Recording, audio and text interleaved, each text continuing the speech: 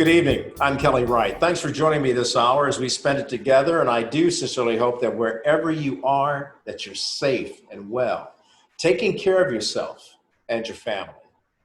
My opening observation tonight, opportunity. How do you define opportunity, especially in the conditions in which we find ourselves living? Well, the dictionary defines opportunity this way: an appropriate or favorable time or occasion, a situation or condition favorable for attainment of a goal, a good position, chance, or prospect as for advancement or success. Opportunity. Well, I disagree with that. Those are great circumstances, but the times in which we find ourselves living in the midst of a COVID-19 pandemic that's causing disruption and death, how do we find opportunity? And for Black and brown people who are disproportionately impacted by it, as well as up against racial injustice, how do we find opportunity? I believe that opportunities are born out of a crisis situation. And as a man of faith, I believe that God's plans for us are not for disaster, but for a future and a hope, meaning that we can get through this tough time and create opportunities for ourselves to live beyond the dream.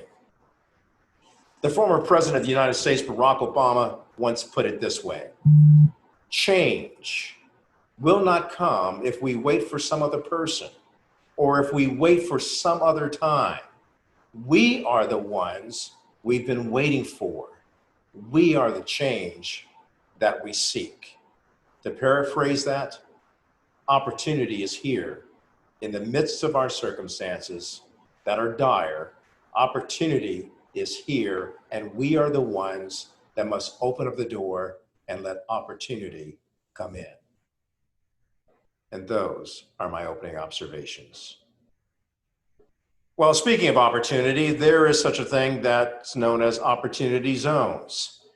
And during my visit the other day at the White House, at the Executive Office Building, I had the opportunity to talk to Scott Turner, the Executive Director of the Trump administration's, or the White House Initiative on Opportunity Zones and Revitalization. Here now is my interview with Scott Turner. Scott, as you know, opportunity zones are for those particular communities that are forgotten and marginalized. How has COVID-19 impacted the development of those opportunity zones? Well, Kelly, it's always great to be with you, and that's a great question, and it's a question that comes up often. And I like to start by giving people, what happened prior to COVID and the root of opportunity zones. As you know, the president and the administration signed into law the Tax Cuts and Jobs Act in 2017, of which the Opportunity Zone Initiative was created and came from that. But the root cause of that was the question: what can be done for people inside of our forgotten or most vulnerable communities in America, the people that have been forgotten, communities that not have seen investment in decades? What can be done for them?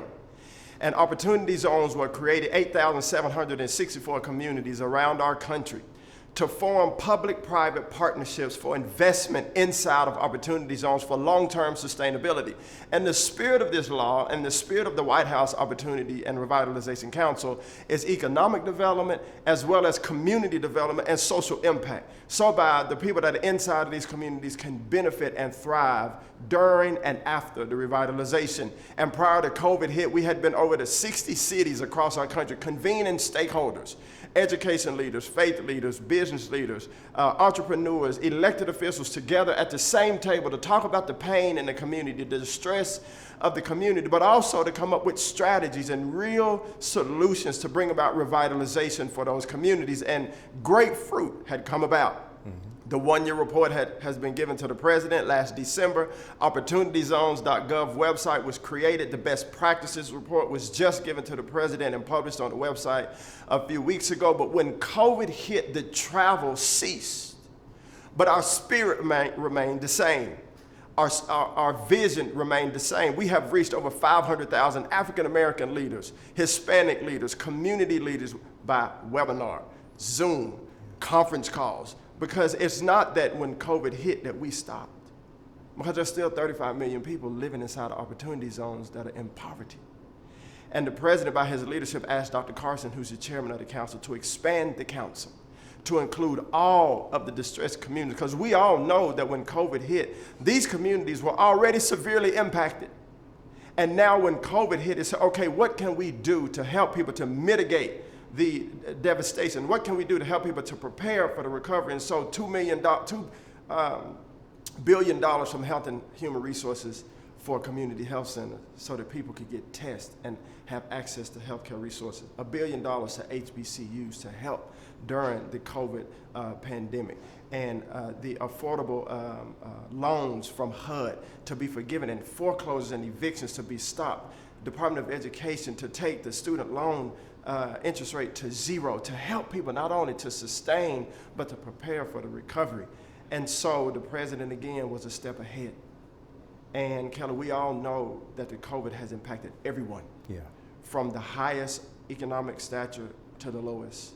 But these policies are for everybody in our country. All 325 million people in our country have been affected by these policies in a positive way. We'll be back with more of the program after this.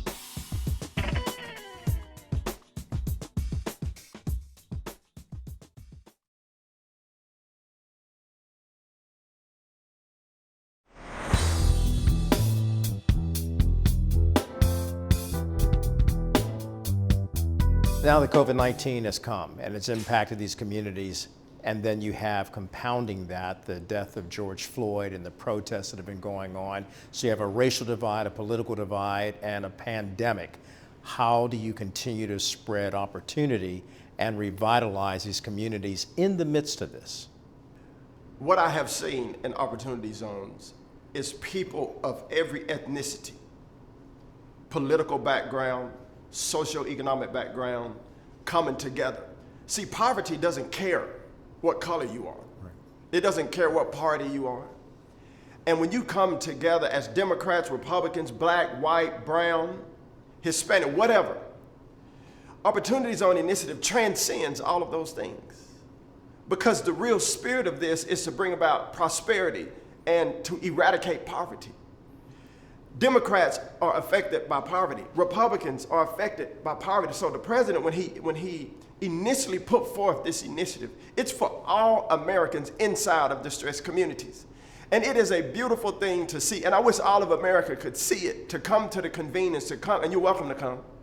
Because I want Americans to see the people coming together to strategize and to talk about, as I alluded to before, about how can we lift one another up to bring this community out of poverty. And as far as the racial divide and the political divide and all of these things, number one, that has nothing to do, it doesn't honor the George Floyds and the Breonna Taylors and everybody that has been lost, and even the ones that we don't know about. It doesn't honor them when we riot, when we loot, when we burn down, when we tear down. That is not because we're mad that they're gone. That is a total different subject. That's anarchy. I am concerned about Americans. I don't care what color they look like, what color they are, what they look like, where they come from.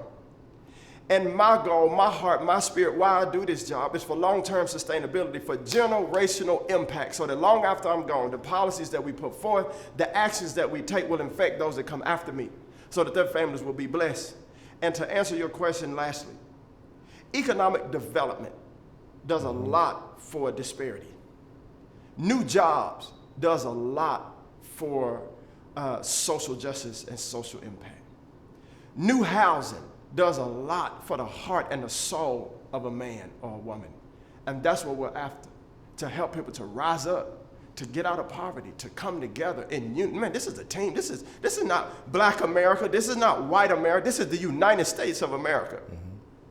We are all under one goal, and that's to be victorious as a country. And so that's what my aim is. And that's what the president's aim is. I appreciate your comment, because it is well stated that united we stand, divided we will fall. Cutting through the division, how can people watching this get in touch with the Trump administration and members of Congress to say we want to be involved in spreading opportunity zones in our impoverished areas, in our communities, to help build these communities? Well, opportunityzones.gov is our website. On that website, you can email us and let us know what you want to do. We get invited by cities, by localities, by private businesses, by community leaders to come visit their cities. And I said before, we've been to almost 65 cities across this country. So opportunityzones.gov is a great teaching portal. It's a way to get in touch with us. It'll teach you about opportunity zones. You can read the best practices report. It's all there because, you know, the media doesn't do a good job of telling about the true fruit of opportunity zones. So tell me about it. Tell me how it works. So Since you went there, tell me how it works. So the Opportunity Zone website, if you go to the website. Actually implementing an opportunity zone. How would I, if I live in the hood, and I see that my community has been marginalized and forgotten, how do I reach out to Mr. Turner at the White House and say, I want to initiate an opportunity zone, but I don't have the money to do it. Yes, sir. Can I work with the Trump administration to extend that opportunity here? Yes, so it's a locally driven initiative. This is not a federal program, so this is not like normal government programs. It's locally led and locally driven. So local elected officials, the mayor, economic development, community planning organizations, nonprofit organizations, community individuals, private individuals, as you said before, what we have seen is there's a collaboration between those local entities, and then we come in to convene and to help strategize and implement that vision, and then private funds are raised, and then competitive resources are applied for from the council, and that's the public-private partnership. That's kind of the formula, Opportunity Zones 101, of how people can get involved. And there's no minimum, there's no maximum. It doesn't matter if you have a lot of resources or a little resources. If you have a heart for revitalization, then you can get involved. I like it. Thank you, sir. Yes, sir.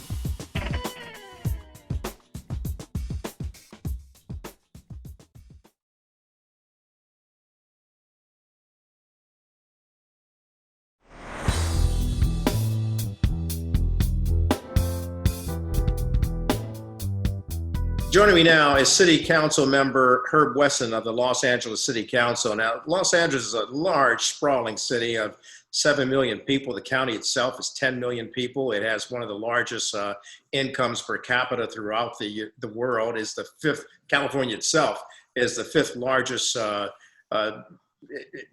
economic factor in the world because it is such an economic monolith here in the United States and around the world. But one of the things that they've been confronted with is what we're all looking at in the wake of George Floyd, his death, police reform.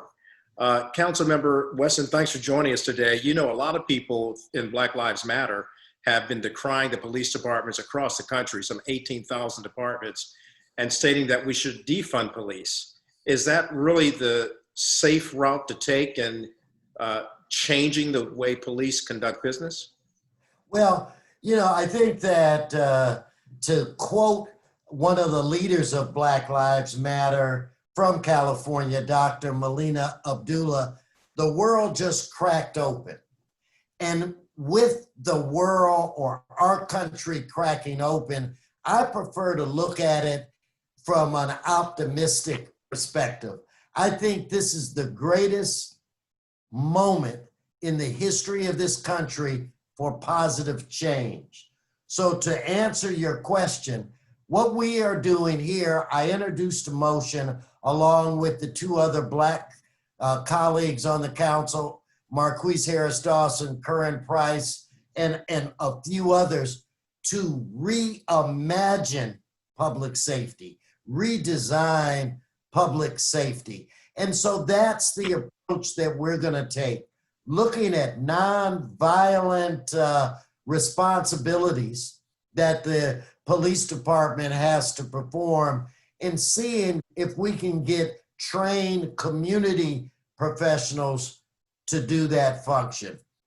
Just last week, one of our major newspapers, the Los Angeles Times, came out with a report that dates back to 2010 up to now. Approximately 18 million calls for police service. Out of those 18 million calls, only 8% were violent crimes, homicides, shootings, burglaries, and things of that nature. The rest were non-violent, or they call it minor disturbances. So what we're beginning to do here in the city of Los Angeles is to have a conversation about reimagining public safety. What kind of functions do the police department, what do they do now that we can maybe have trained professionals do? And so I'm excited about this opportunity. As a Black man, I view this as the greatest moment to affect positive change in this country of ours. That's really wonderful. And reimagining police departments, especially there in Los Angeles for the 21st century, can really go far in addressing the immediate needs of bridging the great divide that exists between the Black and brown communities and the police communities. In your plan, council member, how will you bring both of these, the police and the Black community and brown community together?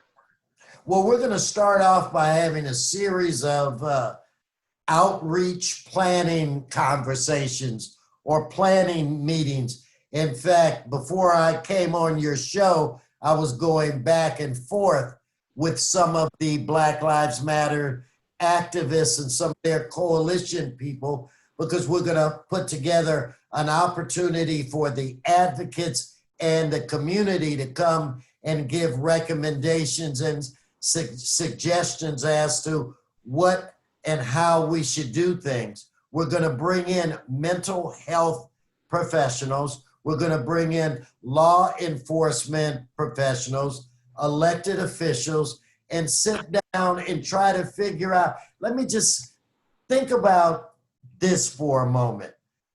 Fender benders, accidents. Right now, if there's an accident, normally you have a police officer on the scene working that situation. With homelessness being a problem, when we have sanitation cleanups, the law enforcement officials supervise that or play a role. While they're performing these functions, in the event there is a violent crime, they can't even respond to those calls. If we can put in place an alternative, redesign a way where community people could do those functions, then what I believe is that it will free up law enforcement to do the things that inspired them to become police officers in the first place. I'm talking to Council Member Herb Wesson of the Los Angeles City Council. We're going to come back with more to talk about this very important topic that so many people are now talking about, and that is police reform. It's not over. There's a lot of work that has to be done, and we'll talk about more of his vision for reimagining policing in the 21st century, starting right there in LA. Back with more after this.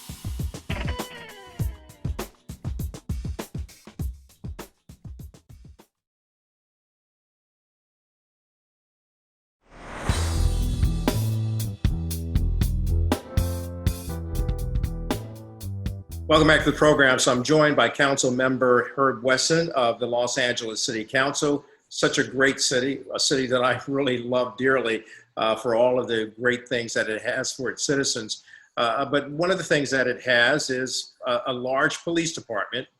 And certainly in the past, LA has had its problems between police and the relationships they have with the Black and brown communities there in Los Angeles. And Councilmember Wesson, in the wake of the George Floyd situation and so many people throughout the United States decrying the violence that takes place and the unnecessary deaths of unarmed Black men, women, and children at the hands of police officers, you are reimagining police reform. And the plan that you're putting forward, what kind of support are you getting from the community itself, from the city leaders, as well as from the organization that is leading the cry to defund police, and that's Black Lives Matter? Well, I'm pleased with the support that we have received up to this point. Even law enforcement officials recognize that this is a long overdue conversation. So we've received minimal pushback up to this point from them. Government has a responsibility to always try to be better. always come up with a more efficient procedure to serve its constituents. And that's all we're doing right now. Reimagining, how can we get better? How can we serve you, the Angelinos, better? So I don't see a problem with that. And when you look at, there are a lot of functions that are done by law enforcement officials that they never signed up to do. So why not look at creating crisis response teams to deal with individuals that have mental health issues? Why not try to come up with a better way to deal with individuals for whatever reason are out on our streets and they're intoxicated? You know, maybe you send out a team of people that say, hey man, you're a little banged up right now. Why don't you drink this bottle of water, eat this banana, and can I give you a ride home? And then my partner will take your car home. You do that, then you leave them with a notice saying you got 30 days to take your drunk butt to court and we will address this. But at least that person is home safe.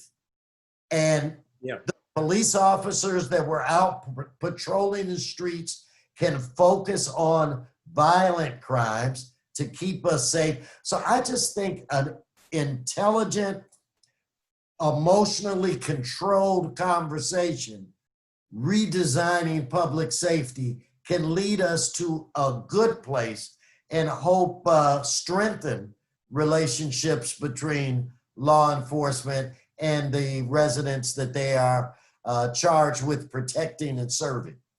You know, sir, as you stated that, and you were talking about how police could better handle situations where it's an issue of intoxication, I couldn't help but reflect on the unfortunate death of Rayshard Brooks in Atlanta, Georgia, in a Wendy's parking lot when so many people could have helped this young man, including the police officers themselves. So to that end, what about the suggestion that some former police chiefs have made? One in particular, Melvin Russell, former police chief of Baltimore, Maryland, as well as the former deputy police commissioner for public safety. He went on to state that it would be nice if chaplains and mental health experts could travel in ride-alongs with some of the police officers to quell situations and perhaps talk a person off a ledge, or as you just stated, help someone who's intoxicated to make sure they get home.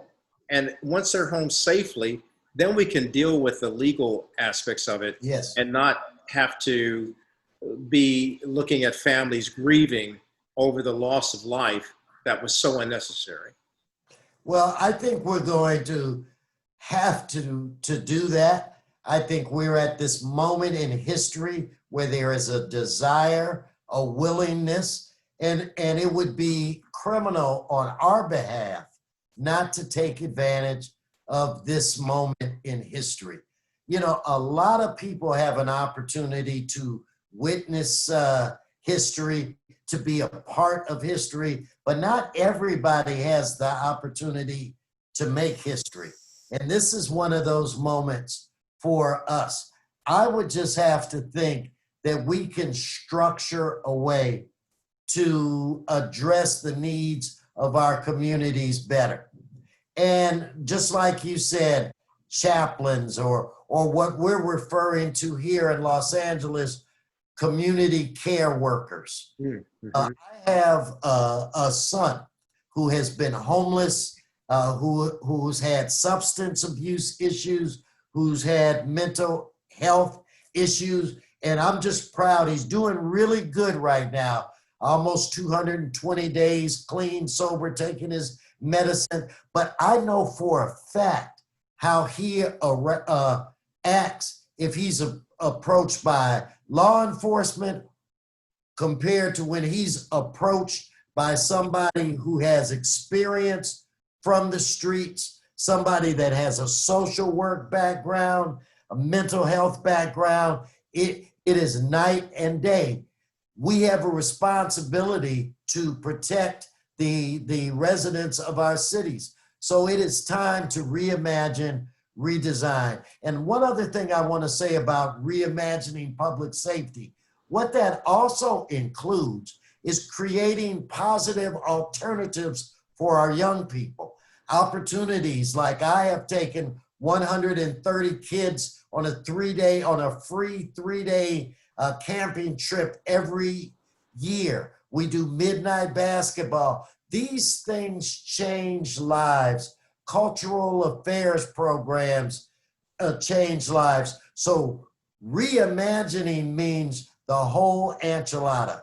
Let us try to do this right. Well, sir, I appreciate your coming on this program, and I stand at the ready to support you and the people of Los Angeles in trying to move forward for reimagining police. Yes. And getting them to actively care for the community, and also getting the community to actively care for each other as well as police. I thank you so much, and again, my best to you and your family and your son. Thank you. My prayers are with you always. I appreciate you so much, Herb Wesson, council member of the Los Angeles City Council. Thank you for having me. Yes, sir. And we're back with more after this.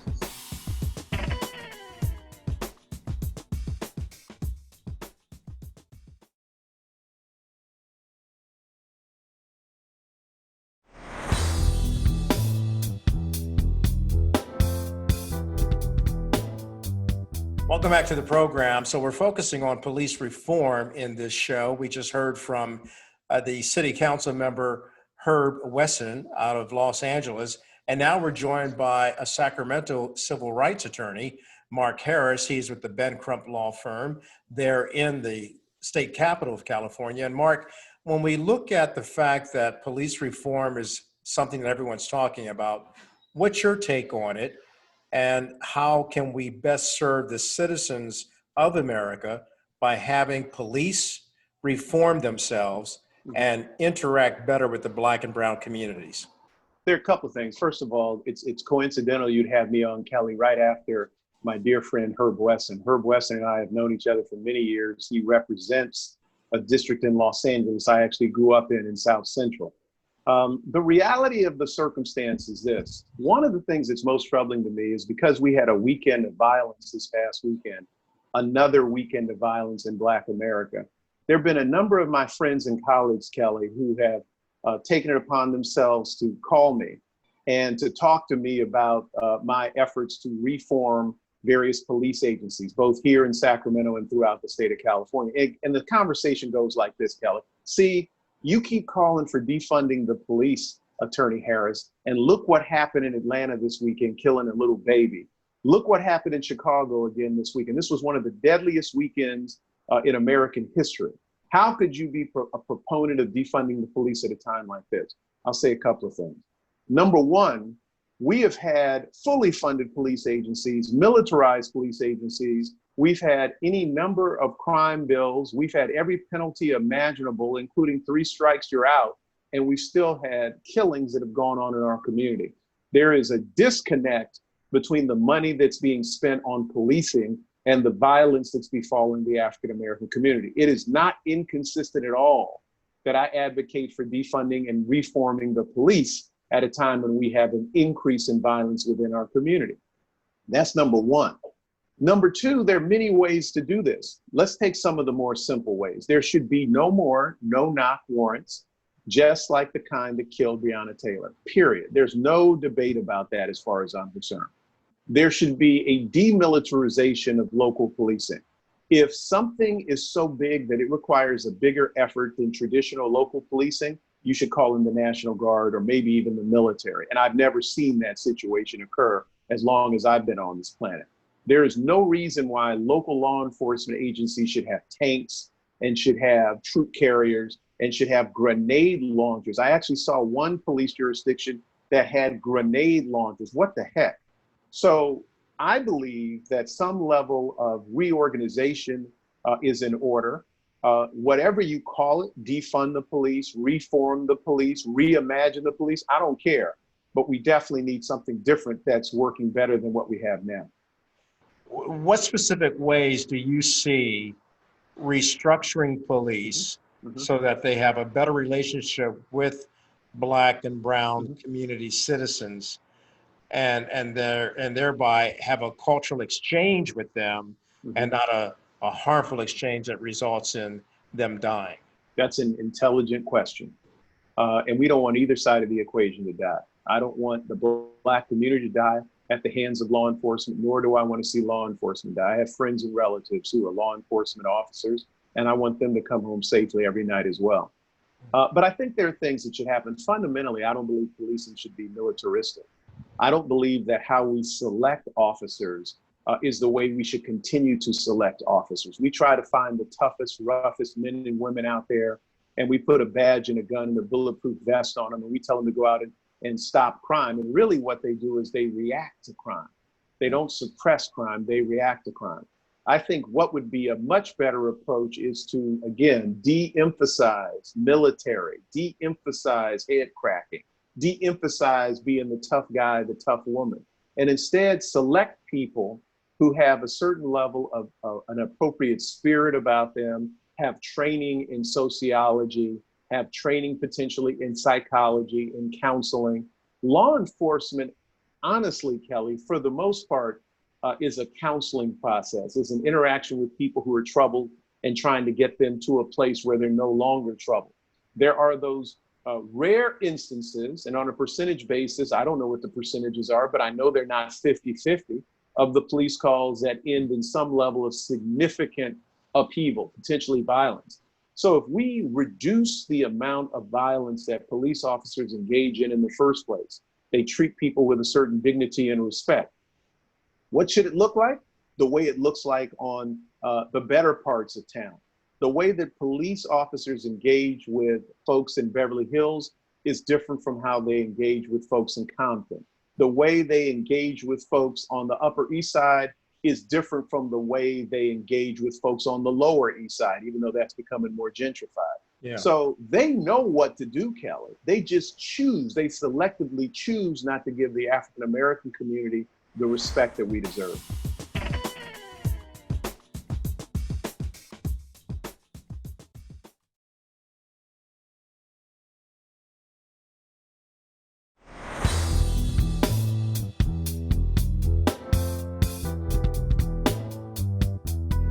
Well, we've all talked about better training. We've all talked about putting police officers in partnership with mental health experts, as well as chaplains or citizens who are actively involved in those communities. But at the end of the day, it's going to also require, I would imagine, hiring better qualified people.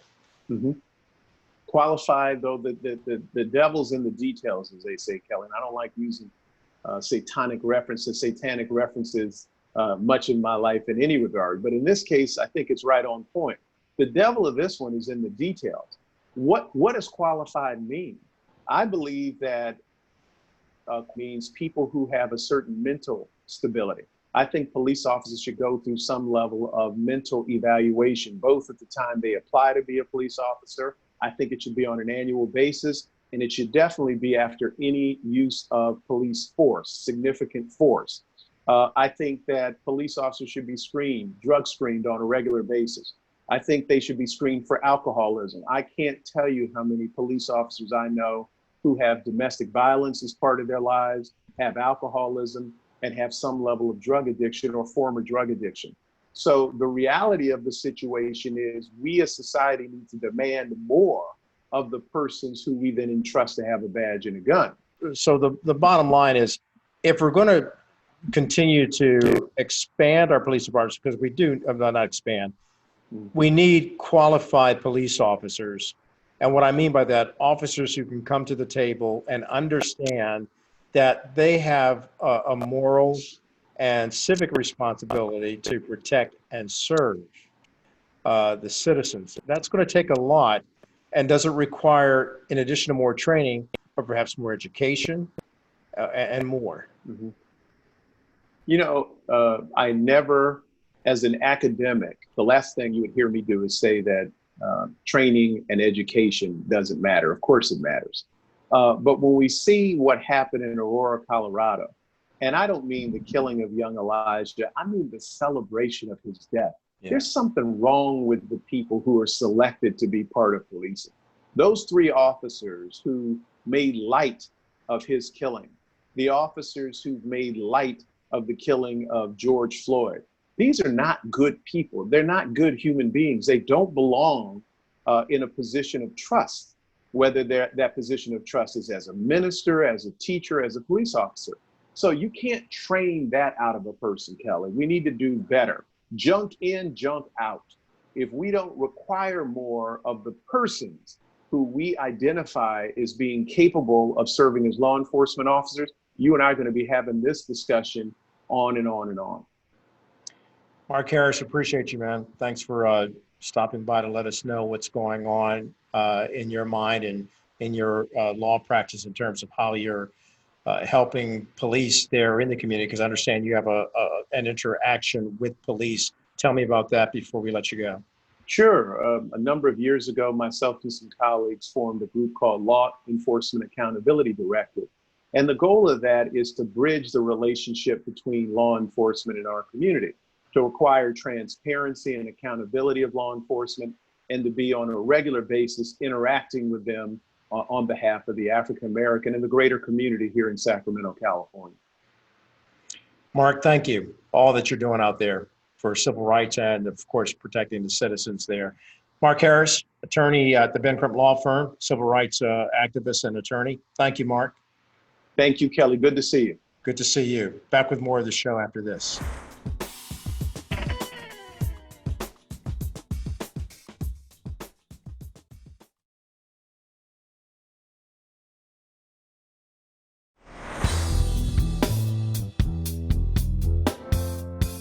Welcome back to the program. So I'm joined now by one of a dynamic duo of music producers and performers. His name is Suave.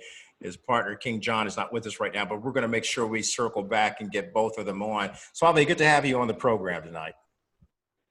I thank you for having me. We really appreciate it. It's been an honor to be able to sit down with you today and just have some dialogue. Yeah, and the dialogue is about your latest production and project. Tell me the name of it, and because I've seen it and it's really riveting. Absolutely, absolutely. So again, as you mentioned, I am one half of the dynamic duo 83, a rap and R&B duo brought to you by Supreme Elite Star Music, which I am the CEO of that music company. And what we're dealing with right now is just with a lot of the social injustices that are going on. We created a song prior to the actual protest, prior to the actual coronavirus pandemic going on. It was called Black Man.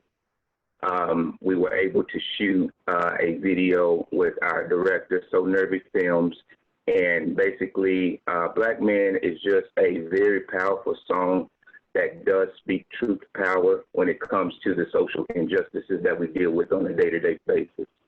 And do we have some responsibility ourselves as Black men to stand not only in agreement with what you're saying, but also stand to correct the wrongs that we inflict upon ourselves?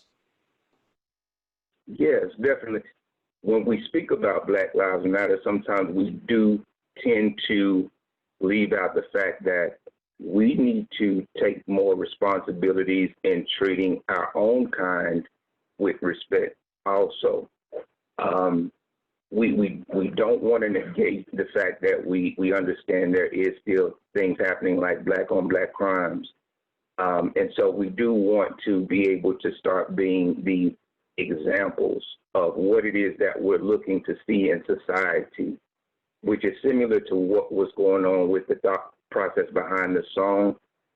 We do know as artists, we do have influence, and we understand there's a younger generation that may not necessarily sit down and watch, the news outlets and are not really privy to what's going on in society. But whenever we're inflicting those type of negative connotations on our own, we do need to look in the mirror sometimes and make sure that we honor ourselves the way that we would like any other representations to represent us as well. I just thank you again for this very good and eye-opening message, and I appreciate you so much, brother to brother. Thank you, and you as well. Thank you so much. Okay. We'll be back with more of the program and also their song. That's next. Stay with us.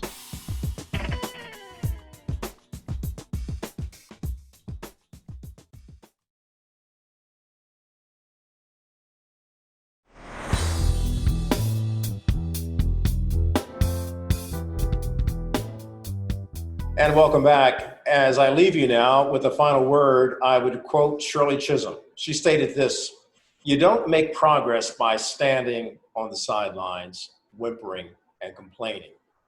You make progress by implementing ideas." Thank you, Shirley Chisholm. Your words still ring true. Bottom line is this, my friends: opportunity is knocking. Let's open up the door. Hopefully you've been righted, ignited, and united to keep spreading love, freedom, and peace. And now here's 83 and their song, Black Man. Good night. Black man, black man, black man. Black man, black man, black man. Black man, yeah.